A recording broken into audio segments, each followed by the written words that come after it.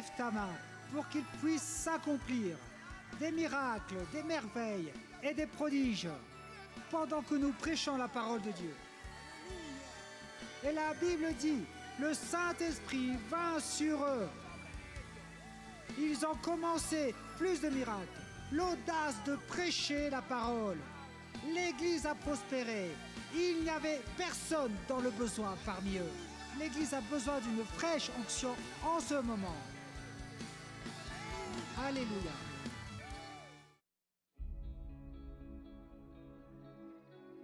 Cuando tienes esa intimidad cerca de Él, el fuego no se puede extinguir. El fuego no se puede extinguir. Y así como Jesús sanó cuando estuvo sobre la tierra y ha sanado durante todo el tiempo desde que partió hasta este día, continuará sanando. Y yo te digo, si caminas con el Espíritu, oigan lo que el Espíritu Santo dice: haré maravillas que no han sido hechas en toda la tierra. Será cosa tremenda la que Dios hará contigo, la que Dios hará contigo. Quiero decirte, el Dios que está sobre tu vida es un Dios para el cual los imposibles no existen. No hay nada imposible para Dios. No hay nada imposible para Dios. No con ejército ni con fuerza, sino con mi espíritu, ha dicho Jehová de los ejércitos.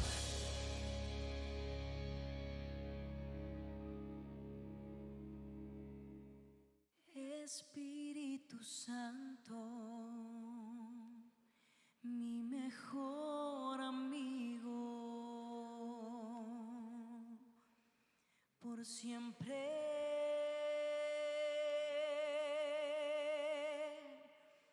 por siempre.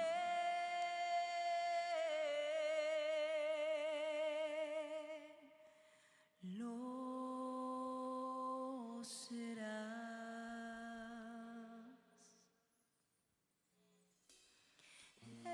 Espíritu Santo, mi mejor amigo, Consejero eterno, consejero eterno, por siempre lo serás.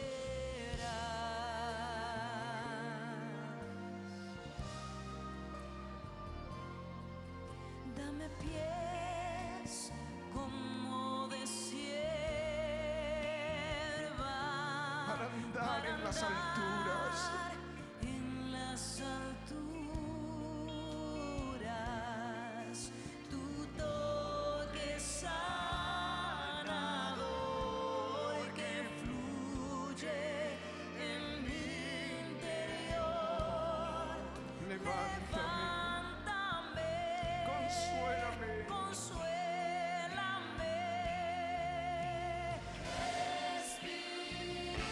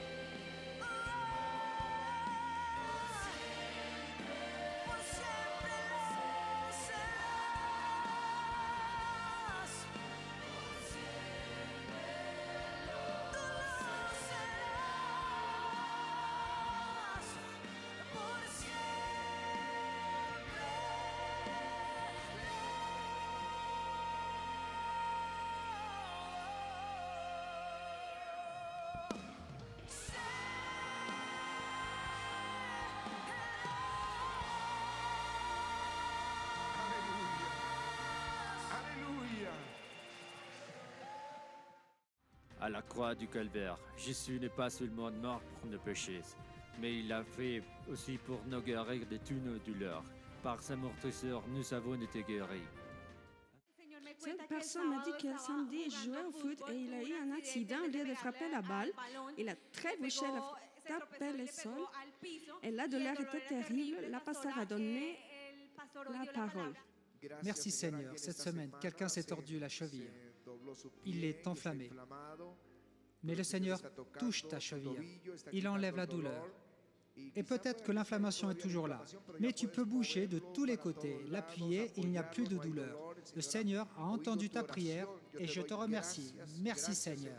Il ne pouvait pas s'appuyer, mais il était complètement guéri. Marche vers là-bas, s'il te plaît. Il n'y a pas de douleur. Aucune douleur.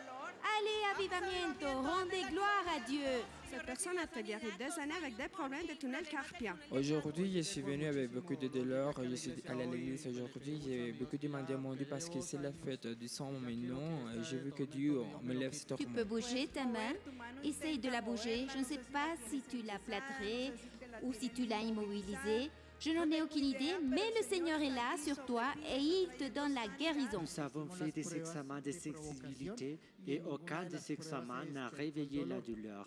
Tout est parfaitement normal, même si nous stimulons les nerfs, il l'a senti, mais la douleur ne s'est pas réveillée. C'est Merci parfaitement Père, normal. merci Seigneur Jésus. Elle avait été opérée et elle avait des roches. Quand il fait froid, ça me fait très mal. Aujourd'hui, je suis venue avec cette douleur. Mais le pasteur a annoncé la guérison de la cheville.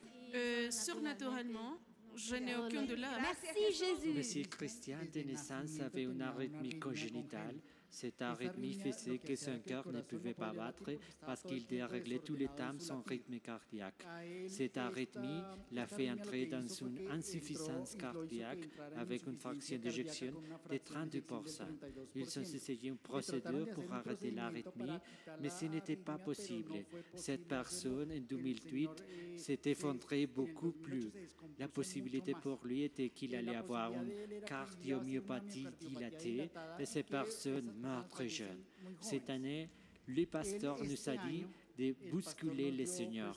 Monsieur Christian a dit, je vais bousculer le Seigneur, et il a dit au Seigneur, je ne peux pas te servir des malades. Oui, bien sûr. Et il a pris la parole, pasteur. À partir de janvier, il est allé faire les vérifications et ils lui ont indiqué une grande amélioration de la fraction d'éjection qui est presque normale. Il est déjà complètement asymptomatique, ce qui n'aurait pas pu être fait par des moyens naturels. Le Seigneur l'a fait et son cœur est parfaitement au niveau Jésus. normal. Merci Père. Cette dame m'a dit qu'elle terminait ses études et qu'elle avait une somme, mais qu'elle devait payer le droit de la validation de la licence. Elle voulait faire un diplôme, elle n'avait pas accès. Elle fait un vœu devant le Seigneur et le Seigneur a fourni non seulement le diplôme complet, mais aussi un voyage supplémentaire qu'elle n'espérait pas. Amen.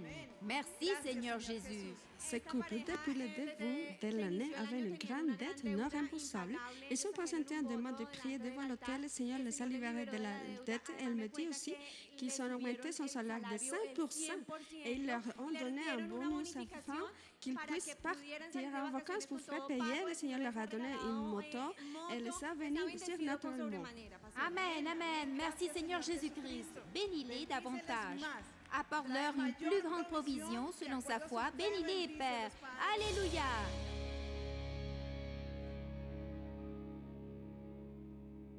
Si tu désires connaître plus de Jésus, savoir ce qu'il a fait pour toi et ce qu'il pourrait faire pour ta vie, alors prête une grande attention aux paroles suivantes. L'apôtre Paul dit dans la lettre aux Colossiens, en qui nous avons la rédemption. Mais c'est en Jésus qui nous donne la rédemption par son sang et le pardon des péchés. Donc, je veux prier à ce moment pour tous ceux qui disent « J'ai besoin de Jésus dans mon cœur. C'est mon opportunité, c'est ma nuit du salut. » D'autres diront « C'est l'heure de la rencontre avec lui. Je m'étais séparé, mais je sens que c'est mon jour, c'est mon opportunité.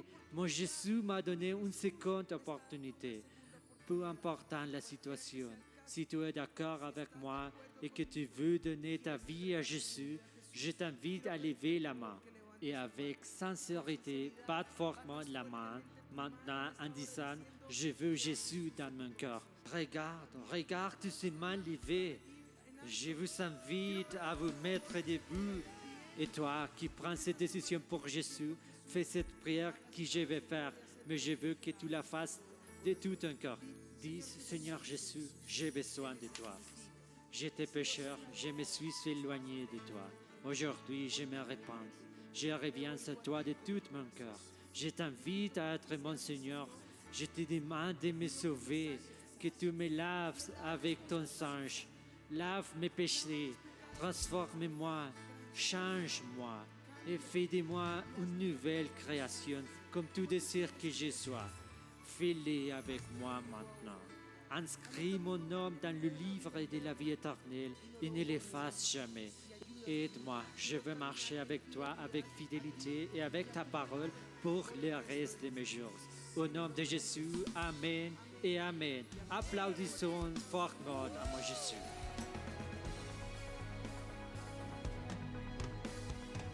Dans ce qui suit, tu écouteras une puissante prédication qui édifiera ta vie et te donnera la conviction dans ton âme que le Seigneur combattra toujours pour toi. Ne te distrais pas, parce qu'une seule parole peut changer ta vie pour toujours. Avec vous, le pasteur Ricardo Rodriguez. L'Écriture dit dans Ecclésiaste, s'il a émoussé, le fer, et s'il n'en a pas aiguisé, le tranchant, il devra redoubler de force. Mais la sagesse a l'avantage du succès. Nous parlons de l'âge de fer, des épées, des lances, des flèches. La hache, quand elle perd son tranchant, tu dois y ajouter plus de force. C'est ce que dit l'Écriture. Ici, j'ai une épée. Parmi les accessoires des choses qui se font ici à l'église, si tu perds le tranchant de ton épée ou de ta hache, tu devras y ajouter plus de force.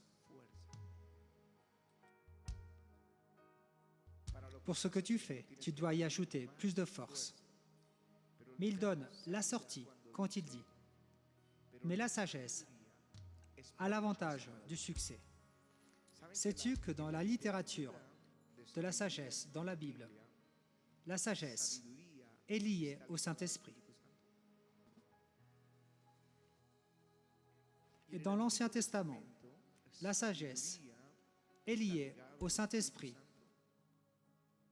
À Bethsaël, le Seigneur lui dit, il l'a rempli de l'Esprit de Dieu, de sagesse, pour me construire le tabernacle, afin qu'il puisse confectionner les vêtements sacerdotaux, afin qu'il puisse préparer l'huile de l'onction, pour enseigner. Esprit de sagesse. Si tu as perdu le tranchant, si le fer est déjà émoussé, tu n'as plus de tranchant, tu as besoin de l'onction. Tu as besoin de l'onction. Tu ne peux pas y ajouter plus de force. Dis avec moi, je ne peux pas ajouter plus de force. Tu peux le faire. Tu as deux options. Ou y ajouter plus de force. Si tu n'es pas efficace dans ce que tu fais, si tu ne réussis pas à vaincre pour le Seigneur, travailler, prospérer, aller de l'avant, gagner ta famille pour Christ, si tu n'es pas efficace, tu as deux options. Ou y ajouter plus de force, ou demander l'onction du Saint-Esprit. C'est lui qui te donne le pouvoir pour que les joues se rompent.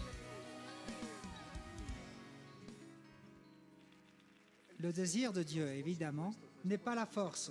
Ce n'est pas par puissance, ni par la force, mais par mon esprit, dit l'Éternel des armées. Amen.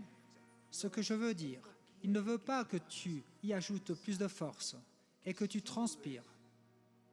Il veut te donner l'onction pour briser le pouvoir de l'ennemi afin que tu puisses conquérir. Il veut te donner l'onction. Sais-tu que les sacrificateurs ne doivent pas transpirer? L'Écriture dit que les sacrificateurs, lorsqu'ils franchiront les portes du parvis intérieur, ils revêtiront des habits de lin. Ils n'auront sur eux rien qui soit en laine, quand ils feront le service. Écoutez ceux qui exercent le ministère, lorsqu'ils exercent le ministère.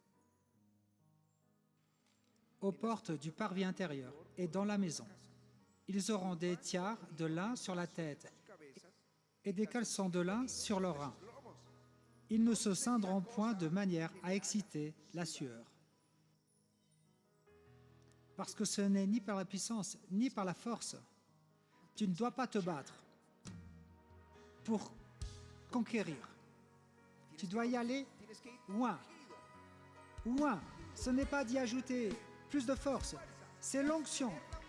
C'est pourquoi il est écrit, le Seigneur m'a choisi. Il a rendu ma bouche semblable à un glaive tranchant. Il a posé sa main sur moi, c'est-à-dire qu'il m'a oint. Et maintenant, il m'a dit, en toi je me glorifierai. Alléluia.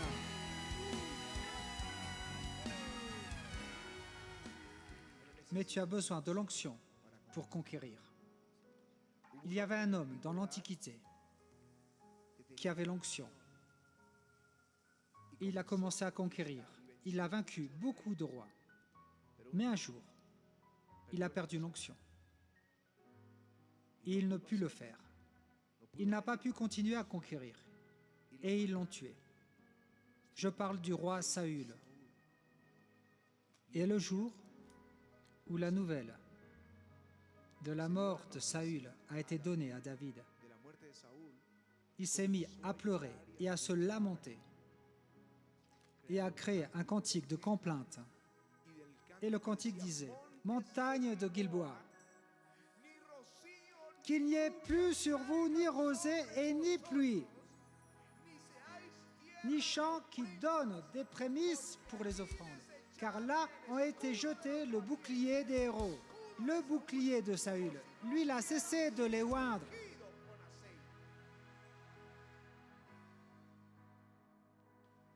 Parce que c'est là que Saül mourut. Et il mourut comme s'il n'avait pas été oint. Et là, on parle du bouclier oint, car il était d'usage que dans les guerres, les boucliers soient oints d'huile. J'ai de l'huile ici. Avec de l'huile, les boucliers ont été oints pour la guerre. Je ne sais pas exactement quel était le travail, mais j'imagine que c'était pour que les flèches puissent glisser. Mais ce qu'il a été fait à l'époque, c'était de oindre le bouclier avec de l'huile. Comme aujourd'hui, les armes, les fusils et les pistolets sont oints. Ils doivent être lubrifiés à l'huile avant d'être utilisés. Et après les avoir utilisés, ils doivent les nettoyer et les oindre de nouveau. Et il est dit qu'il est mort comme si son bouclier n'était pas oint.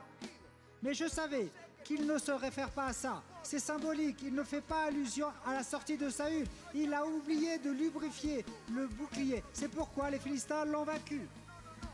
Non, non, non, il parle de sa vie. C'est une typologie, sa vie avait perdu l'onction.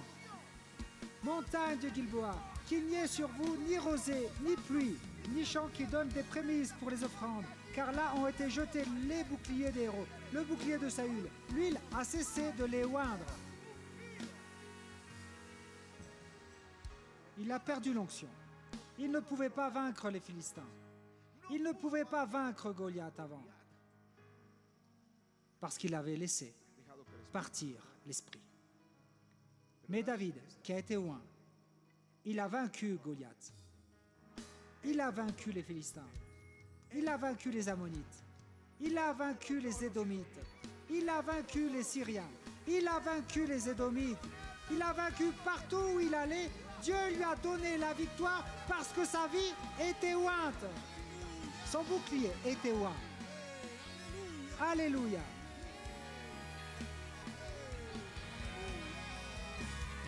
Un oint, où il va, il change l'atmosphère. Nous sommes dans un monde où on parle d'obscénité et de défaite. Mais l'endroit où loin entre, l'atmosphère change. Où il y a du découragement, il donne de la foi, il donne de l'espoir. C'est celui qui anime, celui qui relève, celui qui inspire les autres. C'est lui qui change la mentalité. Car où tu vas, tu portes l'onction du Saint-Esprit. Alléluia.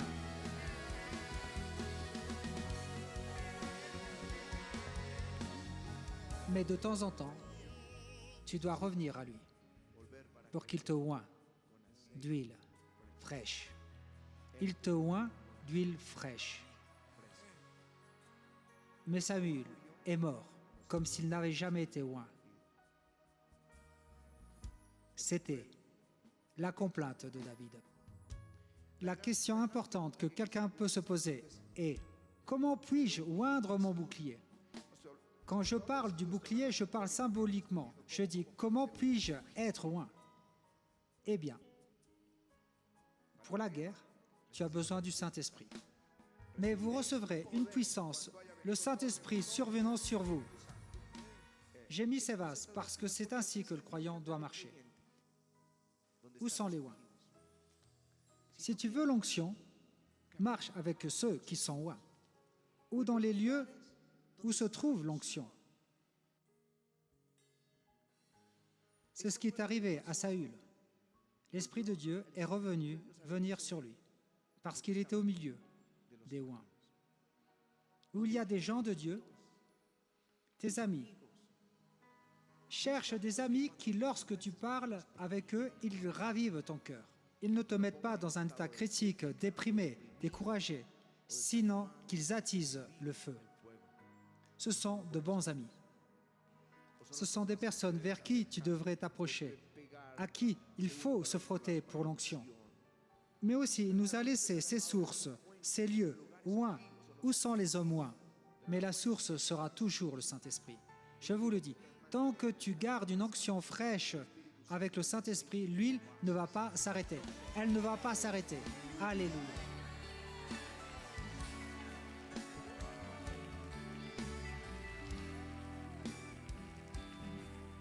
Demandez-lui. Jésus dit: si donc méchants comme vous l'êtes, vous savez donner de bonnes choses à vos enfants, à combien plus forte raison votre Père qui est dans les cieux donnera-t-il de bonnes choses à ceux qui lui demandent? Maintenant, je sais qu'il existe une interprétation du Saint-Esprit chez les croyants, et certains pensent que c'est une fois et pour toujours. Mais je vous le dis, l'onction est quelque chose que tu peux demander une fois et une fois de plus, une fois et une fois de plus. Après la résurrection de Jésus, il vint dans la chambre haute où étaient les disciples et il dit: recevez le Saint-Esprit. Une fois. Dans Acte 2, l'Esprit vint sur eux comme une flamme de feu, comme des langues de feu s'abattaient sur eux. 2 fois. Dans Acte 4, le Saint-Esprit est revenu sur eux. Et parfois, il est dit, et les disciples étaient remplis du Saint-Esprit.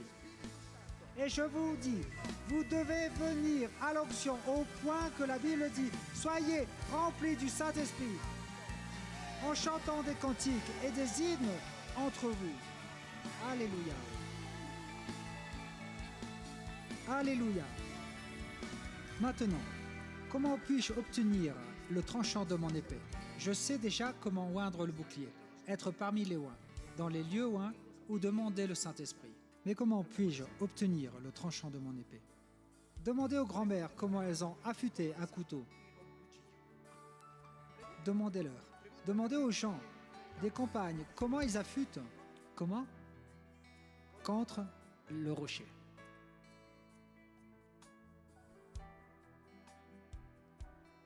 Comment obtiens-tu le tranchant dans ta vie?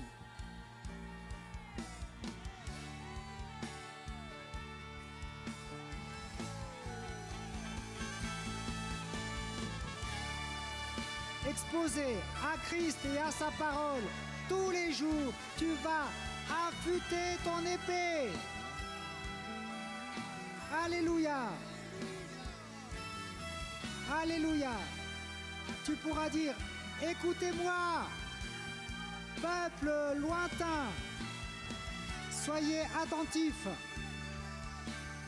L'Éternel m'a appelé. L'Éternel m'a appelé dès ma naissance. Il a rendu ma bouche semblable à un glaive tranchant.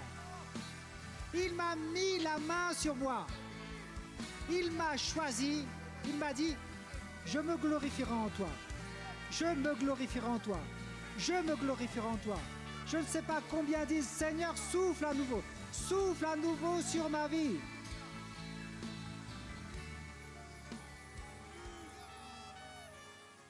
laissons-nous être utilisés par Dieu pour que l'onction grandisse. Plus nous donnons, plus il nous donne. Plus nous parlons de Jésus à d'autres, plus il nous donne pour notre conquête, en tout, en tout. Seulement, ici, ferme tes yeux et lève la main et dis-lui, souffle sur moi.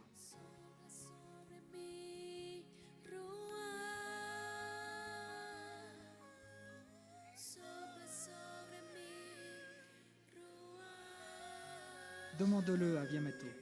Levez la main, tous ceux qui sont dans ce secteur. Vous tous qui êtes dans ce secteur, regardez-moi, regardez-moi. Quand ce sera ce secteur, alors toutes les églises vont le demander. Vous allez le demander ici. Levez la main, ici. Souffle ici, mon amour. Levez vos mains ici. Télévision ici. Là, lève la main. Seul, il ne va rien te donner. Prends la main, nous sommes un corps. Nous demandons l'onction. Touche-les, Seigneur. Touche-les maintenant, au nom de Jésus. Recevez l'onction. Allez, souffle sur moi.